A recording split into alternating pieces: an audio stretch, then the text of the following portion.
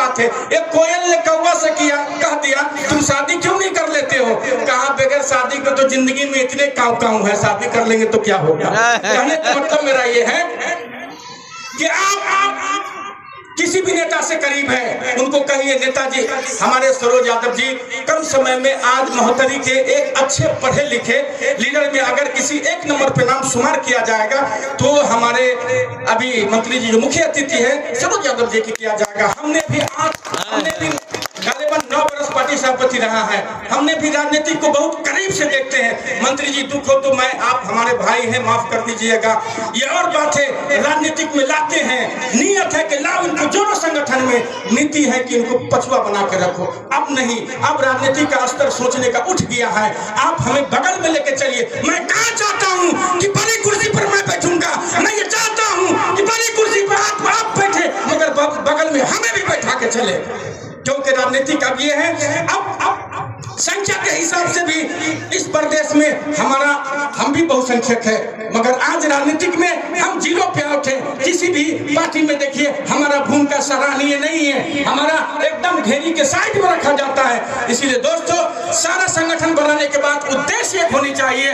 आज आपके साथी समाज में कितना कई करोड़ बजट होगा? बिल्कुल नहीं होगा। एक आदमी के कैंसर हो जाए आप सहयोग नहीं कर सकते हैं, मगर एक लीडर बना लीजिएगा, एक गौपालिका के प्रमुख बना लीजिएगा, आप लाखों रुपया करके इलाज करवा सकते हैं। ये तभी होगा संगठन के द्वारा संगठित कीजिए और इनके साथ हाथ मिलाइए कि मैं आपके साथ हाथ मिलाता हूं और साथ चलने के लिए तैयार हूं। हमारे भी समस्या में आप साथ रहें और आपकी समस्या में भी हम साथ रहें, यही हमारा कहना है। आप वो समय दूर है, अब राजनीतिक स्तर सोचने का उठ गया है। अब मंत्री जी से भी मैं आग्रह करना चाहता हूं कि कोई भी ऐसा नहीं, आप 4 नंबर क्षेत्र में जानता हूं अधिकांश मंत्री जी आपका बेहद अच्छा है, आपका चलना, आपका राजनीतिक संस्कार अच्छा है।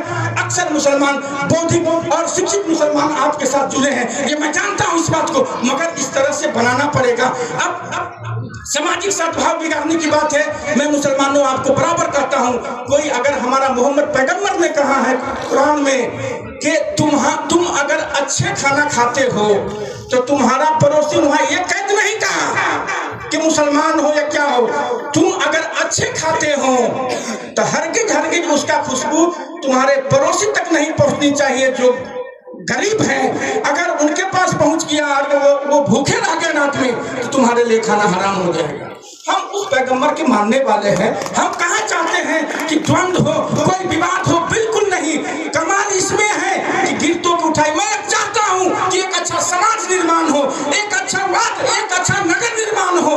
हमें दुख अगर किसी यादव को हो तो तकलीफ, जख्म किसी यादव को हो तो दुख किसी मुसलमान को हो, दुख किसी मुसलमान को हो तो मतलब तकलीफ किसी मुसलमान को हो तो दुख किसी पासवान के हो। हम एक ऐसा समाज निर्माण करना चाहते हैं, हम एक ऐसा महोत्तरी, एक ऐसा नेपाल निर्माण करना चाहते हैं। इसीलिए अब जाते जाते मैं एक बात कहना चाहता हूँ, राजनीतिक नेपाल का राजनीतिक अवस्था ये है। जंगल में एक बार तमाम जानवरों ने बैठ के मीटिंग किया। मीटिंग करने के बाद कहा जब भी देखो शेर ही राजा, जब भी देखो शेर ही राजा, सत्ता परिवर्तन होनी चाहिए। सबने एक बार एक जुबान होकर कहा जो सबसे एक्टिव है उनको इस जंगल को नरेश बना दिया जाए। तो सबने मिलकर बंदर को नरेश बना दिया गया। बंदर के अब जंगल के रास्ता चलने लगा। कुछ समय के बाद बकरी के बच्चा को बाघ पकड़ के ले गया और बंदर ने शिकायत लेकर के बादशाह नरेश के पास पहुंचा कि महोदय हमारे बच्चा को बाघ पकड़ के ले गया। कहा चलो चलनी चाहिए, बचानी चाहिए। जब वहां गए तो देखा बाघ ने बकरी को बच्चा के पकड़ करके पेड़ के नजदीक बैठा था। बंदर छलांग लगाया, इस डाली पे चला गया। 1 पे 2 पे 3 पे 4 पे 5 पे दौड़ रहा है। बकरी ने कहा महोदय, नरेश महोदय अगर आप लेट करेंगे तो बकरी के बच्चा के मार देगा। कहा बकरी सुनो, तुम्हारा बच्चा मरे या जिए हमारा भाग दौड़ में कमी न है। बस यही नेपाल की राजनीति का भी भाग दौड़ हो रहा है। इसीलिए आप सतर्क होइए। आप चाहिए एक अच्छा समाज बना के चलिए, एक अच्छा विचार दीजिए किसी भी समुदाय में, जो टूटे हुए दिल को जोड़ने वाला काम कीजिए। यही एक राजनीतिक कैडर का यही राजनीतिक कैडर का चलने का एक सोच होनी चाहिए। जाते जाते मैं आपको एक बात ये कह देना चाहता हूँ, कहते हैं